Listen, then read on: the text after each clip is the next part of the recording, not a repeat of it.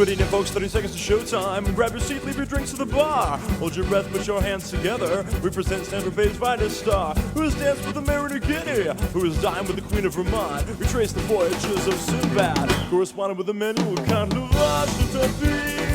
C'est pas la même chose que la vache qui rit. Les vaches font en mon ami. Your dog's dream, then. Apparently, I am living my dog's dream because, although I think now, after almost 3 months, I think he's ready for me to get out of the house. So it's hard for him to get into shenanigans if I'm not here. He's just not trying hard enough. This one, she still manages to tear shit up. Well, yeah, mine. He doesn't really. It's like weird. He'll when he decides he hasn't eaten enough for the day, he'll try to get into the trash and stuff like that. But then there's been days where he doesn't touch it too. So it's one of those. He never does anything consistently, and he's not like a rip. And my dog, he's not a ripper and a terror, so I don't have to worry about him just destroying things in that respect.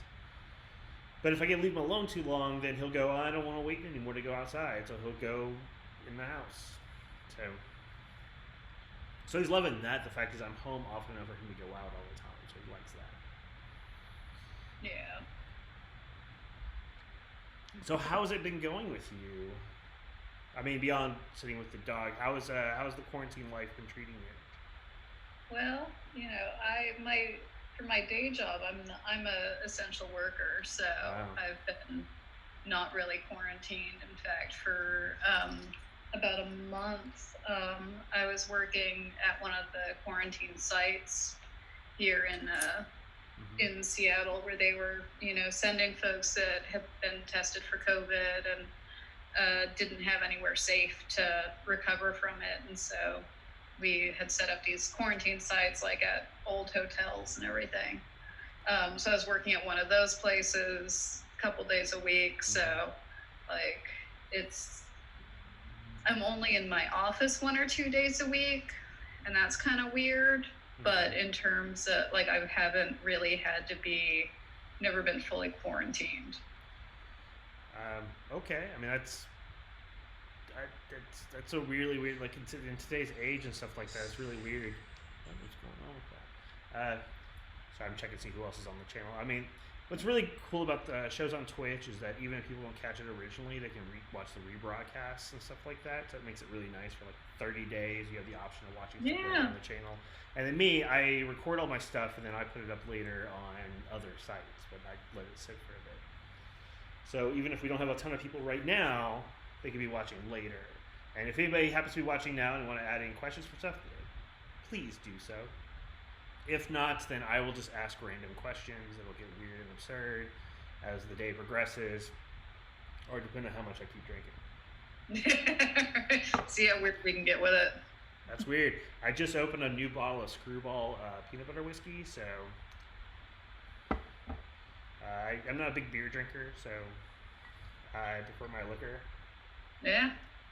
And I finished off, I had a Jameson cold brew, one that I was drinking, but I finished that off and I was having a nice conversation with the captain of Maybell the other night on Zoom. That's probably the one thing I've been happy about quarantine in a weird sort of way is I hate being stuck alone because I'm very much a social person, being around people. But I've done more work, for lack of a better term, because of the social distancing. I wouldn't be doing this sort of stuff and networking and talking to everybody, and wouldn't be able to do things we probably never would have gotten around to making the pass the card challenge. Probably never would. I mean, it probably would have happened by somebody else, but it would have happened a lot more slowly. So, but I have nothing better to do, so I learned the technology. Yeah. No, I mean, I think it's been great. I've really been enjoying seeing everything that everyone's coming up with. I've friends of mine in New Orleans that do daily concerts from their houses. Oh yeah, Thugsy the Clown's been doing stuff, and then Dr. Sick has been doing stuff, which has been amazing from New Orleans. I know some people who do stuff out of Houston, or Houston locals. There's a guy named the Mighty Orc who's a really great blues musician. I'm gonna have him this Wednesday for Music at the Devil's Hour. And so he does stuff every week, and just that's all the good sides. There's just such great content, and I got lucky to get onto that disaster relief money, and so, which has been like, it's going, all right, cool, and it's more than what I was getting paid before. So basically, I turn that extra money and I just start giving it out to all my performer friends. Like, all right, cool, here's donations, or it's merch, or it's whatever, just to make sure they keep alive. Yeah, I mean, when I was working at the quarantine, I was making like, I was getting like overtime pay for Yeah. that. So I was getting like time and a half, and then on like evenings and weekends, I was getting double time. So I was, super happy to be able to use that to like, send to friends or, buy things from like, costumers and everything, just so that I was kind of giving back to the community. I went on a crazy shopping spree because Molly Maguire, who was vending at the Hoot this year, she does it like yeah. So Jazz Fest got canceled, and so she had this sale that was like 40% off of her prints. So I went kind of berserk. Look, I saved $250. So but you spent $300. I mean, whatever. Yeah. Deal, okay. Yeah. I've done those sales. I've been on those sales. Not that particular one, but some other stuff. Like I have some like curio friends who do curio shops and stuff like that. It's like, all right, cool. Like I just bought like this really cool like rabbit. I did the picture of the little weird rabbit clown that I know I got a deal on it, but it still is one of those. It wasn't cheap, but I know it was a lot cheaper than you probably was going to sell it otherwise. So yeah, I'm a bit of a sucker for that kind of stuff, But and especially when it's like, look, man, like I mean, losing an event like Jazz Fest in New Orleans, like that's a significant amount of someone's like annual income. It's not like they lost like. Oh yeah, especially the vendor stuff. Like I think they just canceled. Dragon? No, was it Dragon? Not Gen Con. They just canceled Gen Con. Yeah, so, Dragon Con apparently is still supposedly on. That's a little farther out. They're probably not sure yet, so they're probably just. I basically go on the assumption. I go, you know what? I'm not gonna worry about going anywhere, doing anything at least through the middle of the summer before I even if they still go on, I'm still gonna go. You know what? I'm just gonna stay home until. Like all the here in Texas, they just. Like quote unquote 25% capacity at bars, and nobody's paying attention to that. And I just go, yeah, I'm not going to be a part of that mess. Even if the bars I know that I frequent that would be very vigilant on it, but to get to those bars would not be that way. So I just stay home and I do this. Talk to people on Zoom. I don't know. How did you because I know you've been doing stuff for a minute. Yeah. How did you get started? Well, do you want the like abridged version or the? You're the one telling the story, so it's up to you. So I started with back in 2002. I was doing belly dancing classes with this woman who was a fire spinner, so I started learning. Fire spinning then, and that was like back in the days before like Facebook. I don't know if MySpace was around then, but there was a site called Home of Poi that had like kind of the like online bulletin board system. Okay. So I was working graveyard shift at a rehab center. And so most of my job was just making sure that like no one's having a seizure in the middle of the night, like I'm not having to call the hospital, and doing bed checks and making sure no one's like sneaking out and going to get high and then sneak back in.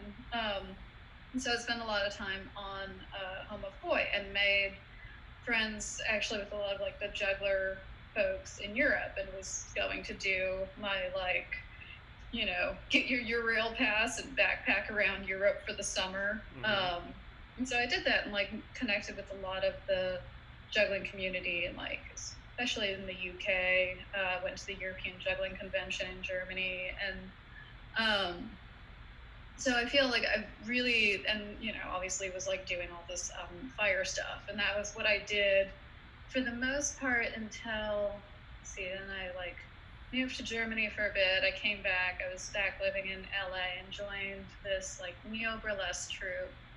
And I was their like variety performer. Mm-hmm. And it was was an interesting troupe. The woman who ran it like was really good friends with Prince. She like grew up in Minneapolis. And I think she was like on one of his tours with him. Like she was really good friends with George Clinton and the P-Funk. We got to open up for them, which was pretty awesome. And so that was how I started performing with burlesque troupes, and I would just be kind of like the variety, like the warm-up act for everyone. And then I moved to New York and wound up performing with this like gothic belly dance troupe, and that was how I met Mab Just Mab, who I think is probably like the first like sideshow performer that I met, you know. And I mean, I just like she and I were like instantly friends. Like I took the Chinatown bus to DC to hang out with her one weekend. We just had like really great time. And so then I moved to New Orleans, where I was doing my graduate degree. I was still doing fire spinning, but then I was also doing like some hula hooping. And I had started learning some pole stuff. Got tapped to be in this burlesque show that was like doing a circus theme. They were like, oh, we could use a fire act. So I was like, yeah, sure. And started performing more with the burlesque shows. Started doing burlesque because I was like, yeah, why not? You know, I'll give it a go. I like sparkly things on my tits, you know. And you know, but it was like I always loved circus and sideshow, and I, you know, kind of had been, you know, connected with these various kind of like circus sideshow folks and communities. The New Orleans scene back then was like, it was pretty much like all burlesque, and then you would have like one variety act in a show. And so that was when I started my show, which was Freak Show to Go, just to have like more variety, to have a show that was like more geared towards like circus sideshow acts that also had burlesque in it and also had live music. And Thugsy was a part of that. Sick was a part of that. And, you know, I was just like, I was working as an investigator for folks on death row, and as part of that, I went all over the place, like interviewing witnesses, interviewing family members, and every time I would go somewhere, like I would connect with the community if I could. And so I wound up, you know, meeting all these people all over the place. And, you know, with Freak Show to Go, I also had this specific goal of like every show that I had, I was going to have out-of-towners in it, because I felt like New Orleans could be very insular, and there are people that just thought that it was like the end-all be-all of performance. And it's a great city, and there's a lot of great performers there. But I'd also been a lot of places and knew a lot of really amazing folks that also didn't happen to live in New Orleans. And so I kind of wanted to use that platform to like broaden everyone's perspective about like how many different performers and amazing people there are out there. So, you know, through all of that, I'd just gotten this like huge, I don't want to say like collection of sideshow people, but, you know, I knew a lot of folks. And, you know, being a social worker and like having also a degree in public health, like I think community is really important, relationships are really important, you know. And so I decided that I wanted to build the Hoot as a place that like people in sideshow, that you could have like this thing where once a year you got to get together and hang out with your friends and like meet new people and work on being a better performer. And, you know, everyone can show off a little bit. And it kind of has become a much bigger, more like beloved thing than I ever would have expected, which is humbling. You know, so yeah, that's somewhat abridged version. Started off in fire, and like somewhere in the process of doing Freak Show to Go, someone gave me Lula Hoop Guru, who she used to live in Dallas. I know. She had she had a bed of nails that she had made. She's like, you know, I never use this, and I thought maybe you could use it. And she gave it to me like for Christmas one year. I was like, this is the best Christmas present I've ever gotten. So yeah, so I just started adding more and more stuff to my acts, and I mean, it's like I feel like a lot of things, like, and I've taken everything I think from every community that I've kind of been involved with, whether it's like the burlesque community or the juggling community or sideshow community. I think they all have really incredible things to offer, and I always try to kind of bring the best of what I've gotten from those places. I know. Don't stop. Yeah, I know. I was just like, oh, bitch, I was coming. Into whatever I'm doing. I mean, one of the things that I love about the juggler community is I feel like it's much more open about like sharing skills and teaching people stuff. I think that like there's definitely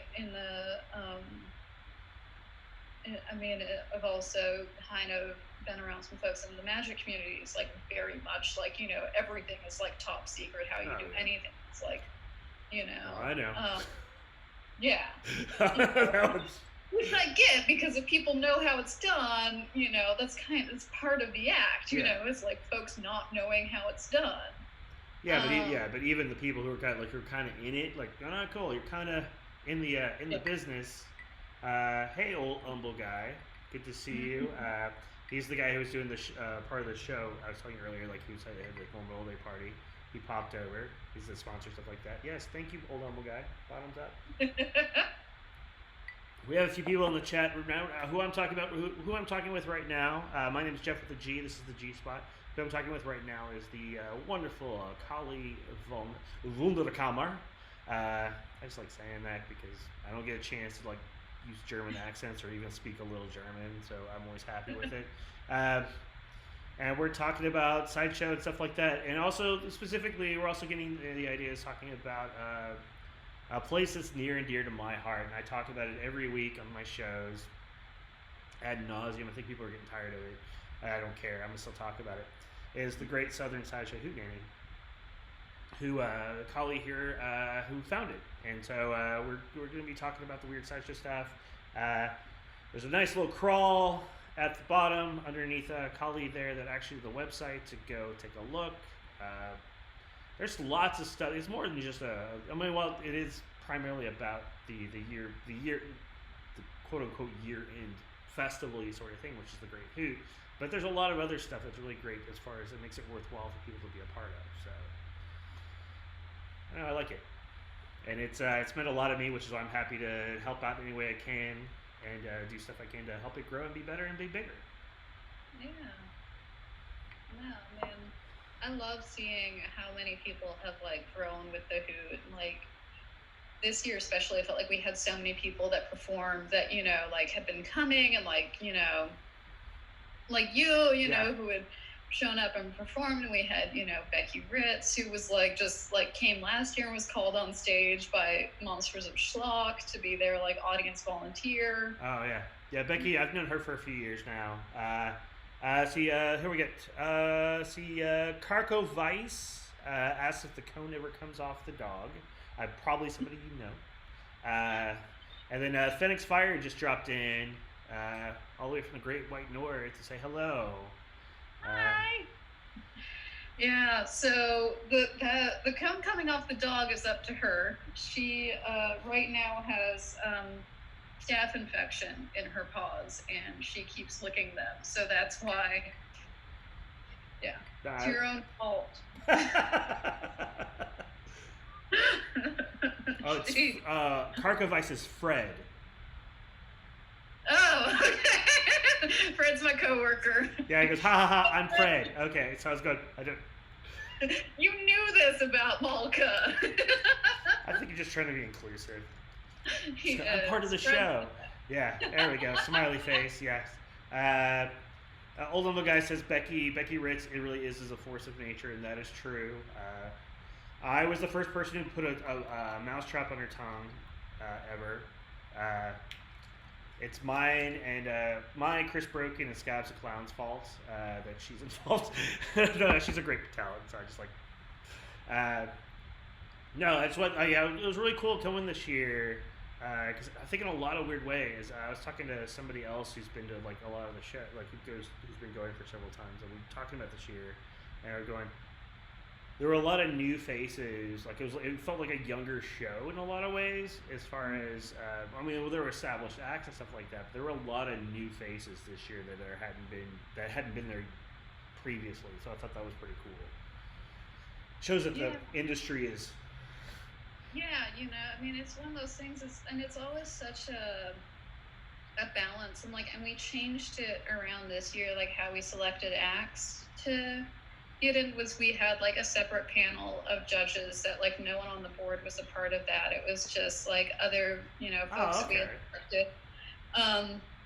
And so they kind of like scored all of the acts across like a few different areas, and that was, so it wasn't,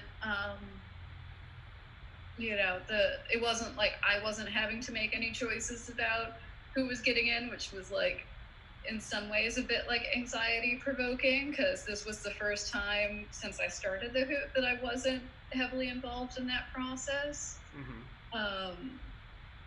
But then, also getting to see like, and of course, like there wasn't anyone that like applied that, I mean, there were so many great folks that got in and everything. It wasn't, it was just really interesting seeing also how the different like judges were, what they were looking at and what they were, Okay, I wasn't aware that there was like a whole separate panel. I just assumed it was the board. And so that's when I applied, and like that's when I went, hey, this is the thing I wanted to try, because like it was like the year 3. That was my year to go. All right, cool. Let me see if I could get in. And if I did, I did. I didn't get in. I was gonna go anyways. It didn't matter. I literally block off my schedule. I don't take work. I schedule time off. There are 2 things I do, and that's one of the things I always do every year, and I'll be doing it again this year, because by March we should be normal. Ish. I mean, there'll probably be some stuff I have to do a little bit extra to make sure everybody's safe. But I think by then should be able to have some sort of performance stuff again. So yeah. At worst, we'll do really cool virtual shows. I mean, that's always an option too. That's basically like what we're looking at is like, we're planning for next March, and having some contingency plans if it's not safe to have people gathering. Yeah, that's so far back that it's really hard to say. It's one thing to go, all right, cool, like the fact it's the fundraiser show wanting to do in August, that's a different story because that's a much closer and it's more likely to have a difficulty for that sort of stuff. But come for the March, we won't know anything. Like we probably won't even know until January 1st is really the only way to be able to kind of tell. Yeah, I mean, New Orleans has canceled like pretty much all like public events until through the end of the year. That's a lot of places, or at the very least they've gone, or it's being very case by case. Well, Texas not so much. Most of the venues are being very responsible, going, you know what, don't want to chance it because don't want to get people sick, and 2 is we don't want to get sued in case somebody gets sick. So because that's what will happen.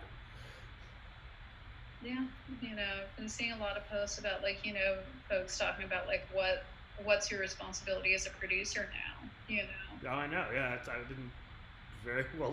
My things, I go until I basically go until the venues are like deemed 100%. I'm not even thinking about producing any shows. It's at least here, and most people I know, the producers here in Texas, are the same way. They're going unless they can go 100%. For like that type of shows. I have music friends are doing stuff because they really my musician friends really, they're going, we gotta eat, we can't not go and do, even if it's just like the cheap bar gig, because the bar will still pay them and stuff like that, and they can maintain their distance. But all the other people, like all the burlesque shows that I know of, are nothing live, at least through September. Some people who were booked out till the end of the year were cancel that stuff, but a lot of other people were just doing the sit and wait. But I don't know. I don't plan on going to any major events until August, so That's the only thing. I have tickets for a show, but it's not until August, and it's an outdoor festival type of show. So I'm going. It's outdoors, so maybe that might be okay. Yeah, I mean, I think it also depends on terms of like what kind of like facilities, like if there's like bathroom facilities Yeah. and that kind of stuff, like any surface, how they're keeping that. Well, yeah, I think that's what they're probably still evaluating, so that's why they haven't canceled yet because because it's like a big open area. So it's just if they can figure out a way to do the bathroom stuff, they probably will keep doing it. I don't know. Yep. Anyway, so we kind of got into as far as how you got involved with how you got to be who you are, and kind of talked about like let's talk hoop proper. How did that actually become how did that actually become a thing? I mean, it's one thing to go, all right, cool, we're gonna put the show together, and then suddenly it quickly snowballed into a much bigger thing than you probably anticipated. Yeah. But how did that come to be? So like literally so when I was working as an investigator, I was driving from New Orleans to Houston because I had to go interview a witness at Harris County Jail. And it was like, I think must have been in August of 2014. And I just kind of like put this post up that was like, hey, because the winter before had been when they had the polar vortex that like came through and really kind of wreaked havoc on like I felt the mental health of a lot of folks up north. Mm-hmm. And so I was like, hey, what if there was like a thing in New Orleans, people could come and like, just hang out and do shows and just kind of put it out there. And it was one of those posts that I got so many people commenting on it. And so there was like so much excitement just around me casually throwing it out there. I was like, well, okay, I guess I should do that. And Reggie got a hold of me. She's like, if you're really thinking about doing this, you got to talk to James Taylor. I was like, okay. And so she connected me with James Taylor. For anybody who's not curious on who Reggie is Reggie Bourbonche, who's been on the Devil's Hour show. Just making sure names are known. Yeah, she's the best. Yeah, she is. She's awesome. Anyway, talk with James Taylor, who's also amazing. I will get him on here one day. I'll have to book like 6 hours, just because I know that's how long it's gonna be a conversation. Right? No, I mean, and for anyone that's not familiar, James Taylor is the world's foremost historian on anything like sideshow, any kind of weird entertainment type stuff. Like James is the man. He is one of the original folks. Well, Shocked and Amazed is his publication that he started with Kathleen Kocher. And he's just amazing. And so, Reggie put me in touch with James, and because he had spoken with Franco when Franco started the Sideshow Gathering up in Wilkes-Barre. Oh, yeah. Which I never got to go to because I found out about it after I moved to New Orleans. And then it was just with work and everything, I wasn't able to take that time off to like travel up to Pennsylvania. And so I messaged James and he said, yeah, give me a call. And so he was like, look, I'm going to tell you the same thing I told Franco. Like, don't do it. You're crazy. Don't do it.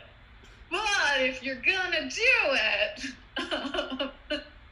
and, and so he and I chatted for, probably a solid hour and a half. And I was coming out to Baltimore.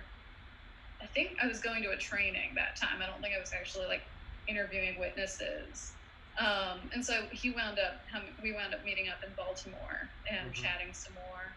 And he was like, yeah, if you're going to do this, I'll come down for that. And, kind of told me what he would need in order to do that. I was like, yeah, sure, I'll make that happen. And so like the first year of the Hoot,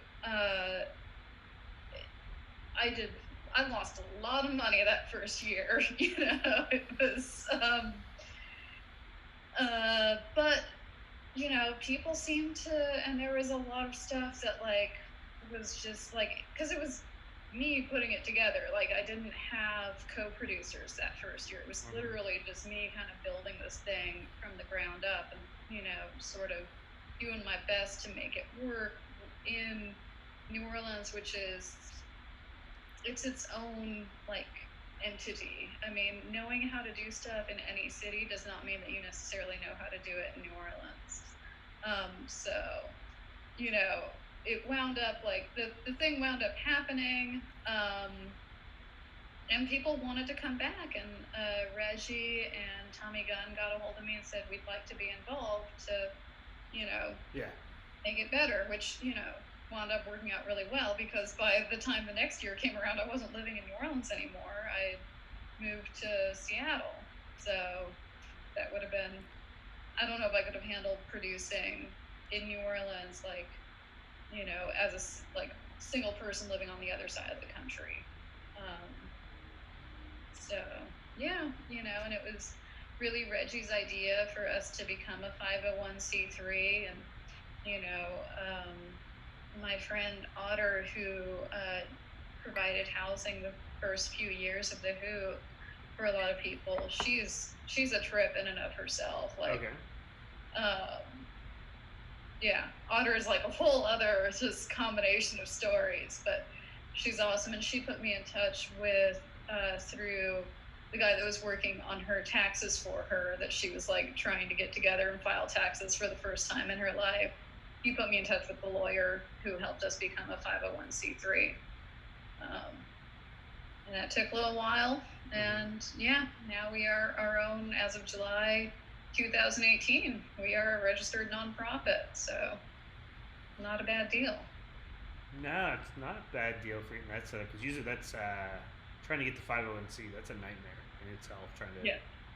It's not an easy thing. Anybody who's tried to do it, I've known a few people who've done the work. It takes a lot of times. Old humble guy. It's the guy who does the distillery of the whiskey I got. He just wants to say, first off, it's almost always good advice when it comes to setting stuff up as far as shows and things like that. At least in the beginning, you just expect to lose money, which is true. And he goes, hey, that's awesome. Congratulations as far as getting the 501c. No, it's really great. It's really great. I've been actually, I think the 2018, I think that was the first year I went. Now I think about it, yes, that was the first year I went. So I have just such fond memories and such fond likes as far as everything from when I first went there to even just this past year, which was amazing too. It's been a really, really great thing, and there's my only fortunate thing is that I didn't know about it sooner on my end. But then again, when it first started happening, I was a very different person in a very different place then. So it wouldn't even register on my radar at that point in time in my life. But no, it's been really great. So we got a few people in here. Just to keep aware, this is Kali von Wunderkammer of the Great Southern Sideshow Hootenanny. Right below me, at her, you actually have the scroll to go to the website, which is www.southernsideshowhootenanny.com. Sign up. There's a lot of really good stuff. There's some good stuff on there as far as for just regular people, but you can also buy a membership. And buying a membership, all right, Louis Fox is on, going, yo, Kali. Yo, Louis. Because he's kind of, well, he's not your neighbor. I mean, at least he's in your town. Yeah, he lives not too far from me at all. Like, I mean, I've never been to his house. Louis. Give him shit, yes. A few miles away is what he says. Yeah, he was actually on the G Spot a few weeks ago, and we did some magic stuff. And I get this. At least I've seen the inside of his house, at least through the magic of the internet. No, it's really cool. If you guys have any questions for Kali von Wunderkammer, please do so in the chat. We will spread to do so. Otherwise, we will just chat about weird random stuff, because the idea is a conversation. Like, I don't get a chance to see people and talk to people, and I think a lot of ways this is my excuse to do this. And oh, hey, I haven't seen you, and I don't really hang out with you because you live in Seattle and I live in Austin, so it's really hard for us just to hang out. Phoenix Fire says he is so proud to be a member of the Sideshow Hootenanny. Phoenix, I do adore that, man. Yeah, if you sign up to be a member of the Southern Sideshow Hootenanny, there's a lot of extra stuff that's behind the members only page, which includes things like Let's see what there's little life lessons from some of the performers as far as how to do better with things. There's just stories about how they did stuff. There's access to vendors and stuff like that. There's a lot of really great stuff. There's videos from so even though you weren't there in 2017, you can see all the videos from then. I can, and there's some of the people I would love to have met, though some are no longer with us. I didn't know, I think I was just getting to Sideshow when Ward died, and so there was just no way. This is here actually I can show you, that's the,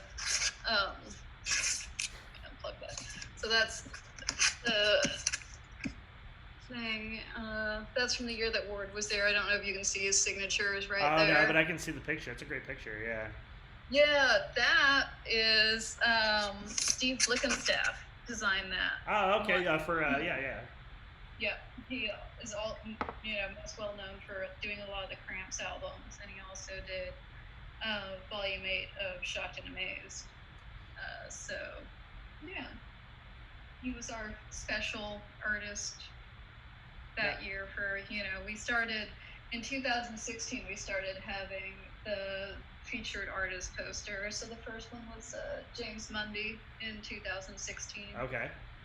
We had Steve Blickenstaff and Robert Kreisa. The other ones I have not yet framed to put up. Yeah, I've got the last 2 years posters, and I've got them actually hanging on my wall right over here. Nice.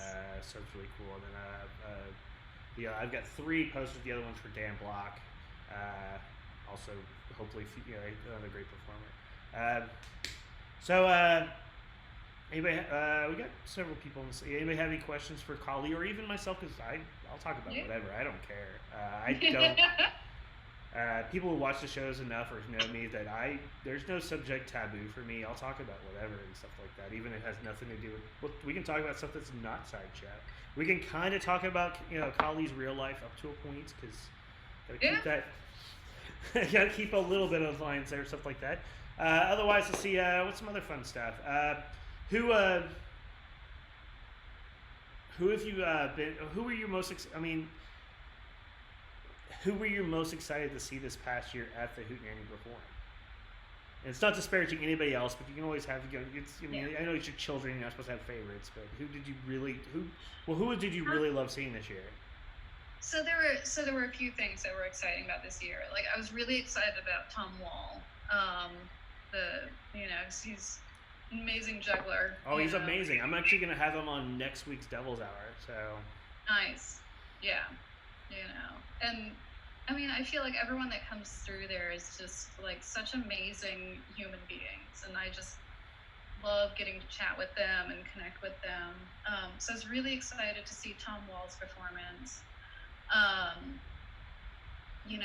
There were 3 people in there that were part of original members of Freak Show to Go, so that was also kind of a little reunion for me. Dante, who you've seen. I love Dante. He's one of my favorite magicians. Sorry, Louis, but Dante is amazing. So. Yeah, no, he's also an amazing trumpet player, which he is Louis, ouch. Louis, you're amazing too, but dude, Dante is a whole different level. You guys are different. It's apples and oranges. I just love seeing Dante. Well, and Dante was part of Freak Show. He was one of the first people, and he was with Freak Show to Go from when I started it in 2011. And so we had a live band that would accompany every show, and he would play trumpet with the band, and then also do performance and part of the show. So it was Dante, Chatty the Mime, and Sam Aquatic were all part of Freak Show to Go. So it was really wonderful to kind of have them and get to hang out with them, and that felt, like a little mini reunion. And Sam is a contortionist who was on American Horror Story, and it's just fantastic. I was super excited to have the Monsters of Schlock back. Yeah. It just doesn't have to do this. No, it doesn't say Monster Schlock for anybody's watching the thing. No, that's a hat. I and myself, the Monsters, and Louis Fox on the chat. We all went and got ourselves dope hats. Tom Wall was with us, and he still kicks himself for not buying a hat that day. He did. And Missed opportunity. him and Nathan McScary were with us, and they were not into the hats for some reason. And then Tom told me later, he goes, "I should have bought a hat." I go, Just gonna have to come back next year and get one. if they're still there, I don't know. I mean, hey man, whatever it takes to get people coming back. Oh no, I'm gonna drag people kicking and screaming this year if necessary, as far as going to the show. So no, you don't say I don't have it there. No, just I can't. I go. We'll make it work. Just come to the show. Yeah, and I mean, I was also super happy that Reggie was able to be there. She is awesome. And I was happy that because she works so hard, and I was just wanted her to be able to come out and enjoy this event that she has put so much, time and energy into developing. Yeah. So. Yeah, no, this was like this year. I actually had a chance to sit and technically walk and chat with her because she was had a class on Saturday, and then she goes, "I need stuff for the class. I need to go to a real grocery store, not that weird co-op thing." I go, "Hey, there's a grocery store 3 blocks over. Let's just go." And so we just sat and chatted on our way there and back, and it was a good time. It was really good to get to know her, and she's also been on the Devil's. I had her do a thing on the Devil's Hour too, so it was really cool and chat with her back and forth. And if you guys haven't gotten one, I'm going to grab it real quick because I'm going to plug her stuff because the Saint Corona candle for Reggie, I definitely recommend it if you're on my socials. I've already posted about it, but I can post about it again if people are into it. $10. It's her in the cover. It's designed really great picture from somebody in Philly. Yeah, so her son took the picture for her, and then Jamie, who designed last year's poster with the octopus, that was who did the design for the candle. Oh, okay, that's what it was. Yeah, I knew it. I knew it. Her son, at least, I knew her son did the rigging to do the thing. The rigging and the photography and. Yeah. But it's one of those. Promote that's having that little extra money to do stuff with. So I like when it comes I'm happy to buy merch from people because that also helps them too. And anything of a weirder sort of thing. I mean, don't get me wrong, I'll buy a shirt or a hat, but it's really cool if you have things like a candle or some weird thing, or even who is it?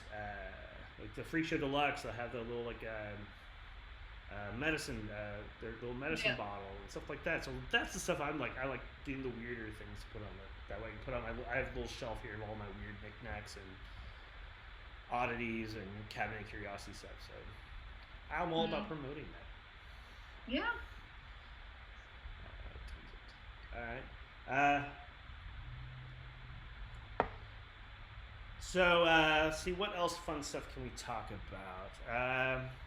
So you got a nice loving dog right there who looks like a radar dish. What's your dog's name? Malka. Malka. Yep. She just opened her eyes. What? Huh? Yeah.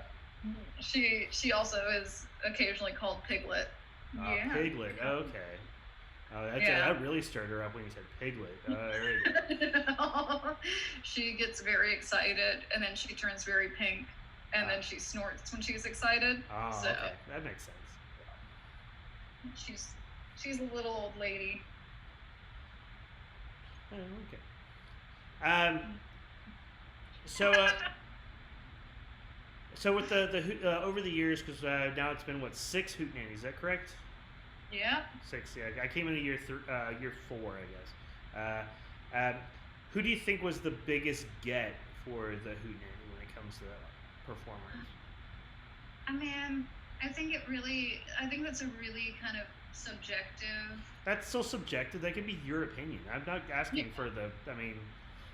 I feel like I thought that it was really great that we were able to honor Ward Hall. When him and Chris came in, and I think Chris Steele, videotaped his talk. Okay, good to know. Yeah. I'll talk to him because. Yeah. Right. And so I feel like that was one of the really like big things. I think it was the next year that he passed away. Pardon me? Hmm? Yeah. The fact is, you guys, it's like, I think it was, because that was what. And that was also the year that we had like Red Stewart came and the Lady Diane came, and they, and they both swallowed swords together. So that was pretty fantastic.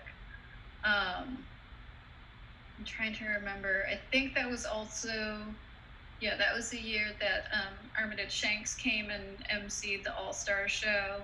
Okay, yeah. And I mean, and he's one of my really good friends. I mean, he used to come and stay with me in New Orleans all the time, and so it was, like we like flew down there together. He's just he was one of the people that was really pushing for me to move to Seattle from New Orleans, and like is just part of my family. So it was nice to have him there. Gosh, 2018 is honestly kind of a blur, because I'd lost my mom and had her memorial like the weekend before the Hoot, which I had thought would maybe like give me something to be distracted about it, and that turned out to not be the best decision I've made. So I was kind of like a crying wreck during that whole weekend. And don't remember most of it. I spent a lot of it hanging out with AJ and his daughter Zadra. Oh yeah. Earlier today, I did a live thing for a Memorial Day concert, and I did a live mentalism bit that I learned from AJ that year, 2018. Nice. And I bought his book too, so I have the Golden Ghoulish Music over there. But he sold the trick that year, and I bought that, and we sat and had a long conversation about how it works and how to make it bigger and better.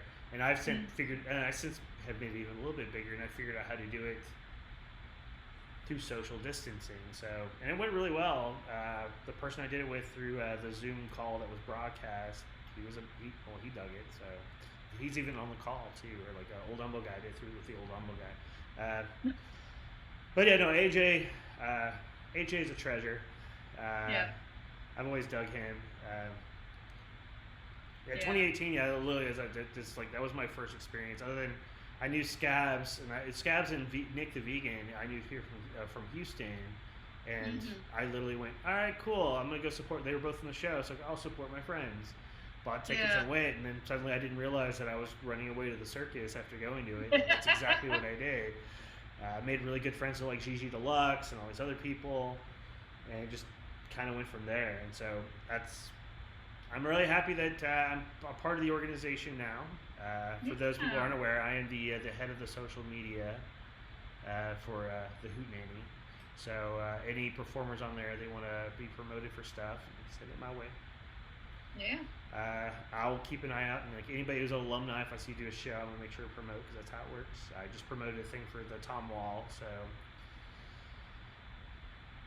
it'll be cool and fun. I can't wait to see what other people do, but because people will reshow, this will get reshowing, so that's why I can do this. But if you want to make sure you get priority to get social media, make sure you're a member. Because that's how it works. Part of the deal for signing up to be a member is you get my extra expertise about spreading stuff far and wide, and I know a thing or two about putting stuff together too. So that's why on a shoestring budget. So, what are your favorite acts that you've seen? Like, what are the from the Hoots? This past year, Tom Wall was next level. Yeah. That was amazing. Who else was really good? I mean, it's one of those things I love everything that happens. I don't get me wrong. I love Louis. Every year he plays Louis. I'm not just saying that because he's on the thing. And he'll text me if I don't say anything. But no, I always have a big. I always love. I'll get a text if he does. No, it's Louis. I've always loved Louis every year because I think he's performed the last few years, and I've loved every year and dug it. Hot Todd Lincoln always continues to impress me. He didn't play this past year, but the year before, he was really good. The Monsters, of course, and then the Weird Sleeping Horse was Dr. Finnegan's Circus from last year. Yeah, they killed it. It was amazing. Like it's one of those things like everybody goes, oh yeah, like when you guys announced the winners of the Hoot, and we're going, everybody just goes, yeah, of course. There's just no way not to after watching that show, that weird variety TV show that they put together. Yes, Finnegan's was fantastic. Finnegan's was fantastic. Is what Louis Fox is saying because and they've been on the Devil's Hour already once. But I said, hey, I want to do this thing. They go, all right, cool. Here's all this stuff. And so as time progresses, I'm going to keep releasing more product of theirs because they keep sending me things. And they're really good people. And I bought a shirt from them. I'm trying to think who else. I'm trying to think of some cool, like, smaller acts that, people don't realize. Cake last year was really good. I enjoyed. Cecil the Sad Clown. I've seen him a couple times. Always amazing. Sad that he couldn't be out, even if he couldn't just come out to come out, but it happens. Those are like I'm trying to think every year, I was going like this and this and this. Gigi Deluxe, she performed the first year I was there, she performed I think on the Legend stage, and I met her, that's when I met her, and then we watched the thing, and then she actually, like my first proper show to produce, I did a sideshow thing. She came out and performed. She just went, hey, I've never been to Texas before, I'll come do it. I go, really? She goes, yeah. And then she booked a couple other places in Texas. And so she came down, had a great time, stayed at my house for a day. She still wants to steal my dog. I think those are the highlights. I mean, everybody, to be fair, everybody I loved, I've watched, I've been amazed by, and like all the troop stuff, like even the troop night stuff, like with like Old City last year, and like Tinderbox last year, and then this year, Soul and Stitches killed it. Cheeky Monkey, I was talking to Matt Griller about how that ended up happening, and so I was going, dude, they were amazing. So yeah, I'm really happy to see all these acts, and some of these people out Texas, you don't see a lot of this stuff out here because most people half the people are like northeast and for viability for them to travel down here isn't easy. So it was kind of my dream that people would be able to do kind of like a circuit, where like they don't just come down for the hoot, but can like book shows, going down and then afterwards, but so maybe that's something you can make happen. That's actually when the coronavirus first hit, there's actually a Facebook group of just people in Texas who are like Texas Sideshow members, and literally like they were going, all right, things are getting locked down, and I just did hey, can we do a thing, and we'll call it like the Texas 10 in 1, have 10 acts, and a an extra money blow off to go old school like that, but it could be like, it could be whether it's classic or really good neo kind of that punk like very punk rock sideshow that had really stemmed from the 90s.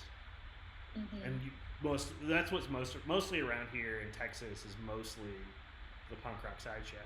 I mean, since living in Austin, that's where most of the old school punk rock sideshow people live here. So yeah, I mean, Mr. Lifto's there. Lifto does. I didn't realize there's a bar I go to, and he's one of the bartenders. And I didn't realize it was him until I became friends with him on Facebook, and I went, "Oh yeah, that guy." Because I mean, it's I hadn't seen I went to the original Lollapalooza, and so all the Jim Rose stuff, and so the last time I probably saw Lifto was 20 some odd years ago. You look different after 20 or so years. And so I didn't even realize it was him until I go, oh hey, I knew that guy. I've bought whiskey off of him.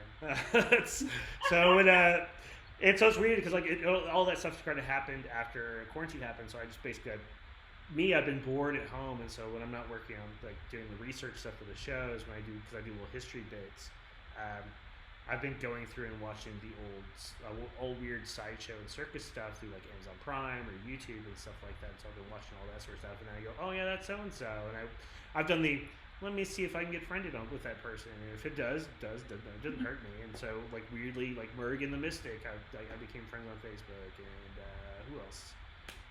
Zamora, and so on and so forth. So it's been really kind of cool. Yeah, Zamora was at the first shoot. He closed out the first All-Star show. Well, he's amazing. I saw him. I saw him with the Jim Rose, and then back, I think late '90s, he toured around on his own, and he performed at a place that is now just closed down. The church there in Dallas. He did. Yeah. They performed one night. Yeah, I know. They closed down. To be fair, like everybody goes, oh, I can't believe they closed down. They were closing down anyways because the freeways were changing, so they were getting eminent domain. But it's one of those. It just sucks that they didn't get a little bit more time to kind of get people to go into it. Yeah, I mean, like they couldn't do like a closing party, you know. No, they couldn't. That's really what they couldn't get at least another month or two out of the place to kind of just close it out, right? So that right now they're doing like an auction of all their stuff. And all the money's going to go to all the people that work there, which is kind of cool. Anyway, that's why I saw Zamora again was there, where they took over like the dancing night for the church for goth. They just go, oh yeah, we're doing this weird stuff, and like that's why I saw Zamora and this guy named Flex, who was like a rubber band kind of guy, and then like a strong man and stuff like that. A lot of fun. I had the option to go see him in Vegas. Then I asked somebody else about the show, and they go, yeah, it's fine if you really, really like it. If you want a bigger bang for your buck for like something else, they told me to go to a different show, so I went to the other show just because I went. Another show, like something more Vegas-y, so I went and saw like Brett Loudermilk for the Opium show, which was a lot of fun. Yeah. I met Zamora in Houston doing a show with Jay Braggart and I know Jay. Yeah, I don't even remember how I got booked into that, but it was like a little like we had like kind of freak show to go. Some of the folks went out there and did it, and yeah, met Zamora then, and he came out and did a show in New Orleans that I did as like a one-off show. Called Zombiester. Which was great. Like it's kind of a pain in the ass for me to show you the poster, but like the poster for it is fantastic. Oh, I'm sure. Yeah. Yeah, and my friend Kitty Chaos like hosted it as like drag zombie Jesus. Sounds so amazing. Yeah, Bugsy did some